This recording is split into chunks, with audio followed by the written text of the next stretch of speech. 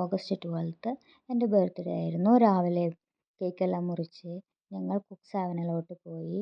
വീട്ടിൽ നിന്നും 1 മണിക്കൂർ യാത്രയുണ്ട്. അവിടെ ചെന്ന് ഒരു ഗ്രീക്ക് റെസ്റ്റോറൻറ്റിൽ ഞങ്ങൾ ലഞ്ച് കഴിച്ചു.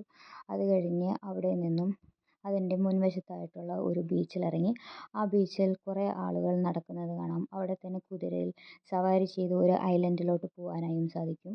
അതിനുശേഷം ഞങ്ങൾ അവിടെ നിന്നും ക്യൂഗൽ ബേക്കിലോട്ട് പോയി. ആ ബേക്കിലോട്ട് നടക്കുന്ന വഴിയിൽ ഇരുവശങ്ങളിലായും ആളുകൾ പട്ടം പറത്തുന്നതായി കാണാൻ സാധിക്കും. അതുപോലെ ബോൾ കളിക്കുന്നതും. അവിടെ ശക്തമായ കാറ്റുള്ളത് കൊണ്ട് തന്നെ ഞങ്ങൾ അത്ര അധികം നേരം അവിടെ സമയം ചിലവഴിച്ചില്ല.